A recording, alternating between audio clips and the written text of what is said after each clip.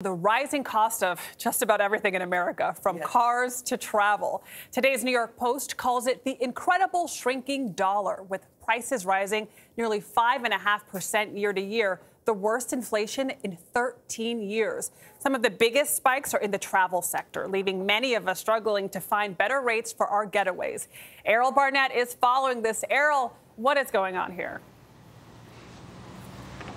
Yeah, hey there, Adriana. Good morning. Look, we have a perfect storm here of high demand and persistent supply chain issues. There are increasing numbers of people who want to get away, but there are decreasing methods of transportation available to get there. And that means higher costs for all of us on the move. And when you drill down into these digits, though, you'll find some reason for optimism later and perhaps some tough choices now.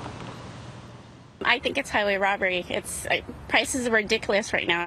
From California gas stations to Florida hotels, the cost of moving around the country is up, way up, including jumps in prices for airfare and car rentals. We just can't afford it. Tally Halty lives in Ohio with her boyfriend, Mikey O'Malley. Her family is in Washington State. His are in Ireland. So the recent increase in airline prices means difficult decisions.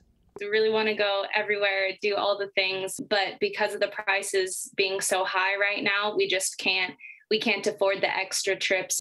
New inflation numbers show that when compared to 2020, gas prices and the cost of used cars and trucks are each up more than 45%, a record jump for second-hand vehicles. Air travel is up more than 24%, and the cost of a hotel room up almost 17%. This is a phenomenon that is across the entire economy. Adam Sachs is president of Tourism Economics and says while this may seem worrisome, looking back further, prices are lower than before the pandemic. We've been spoiled, and now we're coming back to what might be better considered to be normal pricing.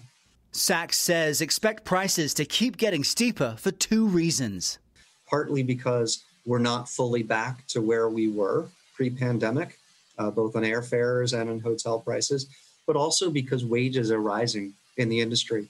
Because it's been difficult to bring employees back. Frustrated travelers may have to get used to our new normal. And for Halty, who turns 21 today, that means saving up for a ticket for when she moves to Ireland with her beau later this year.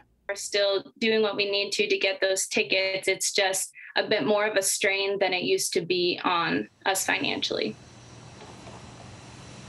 Now, United Airlines CEO Scott Kirby on Tuesday said the pandemic is weighing down business travel. It's at only 60% of where it was in 2019. And Adriana, the threat of the Delta variant and virus has its own threat now to a full recovery. That's right. Errol, thank you so much. You know, one thing to keep in mind, though, even though this is the worst inflation rate in 13 years, because prices were so abnormally low last year, it's making this inflation rate seem so much worse because a lot of these numbers are comparing this year to last year. It's unnatural in a lot of ways. And by the way, happy 21st birthday to Tally Halty. Very cool.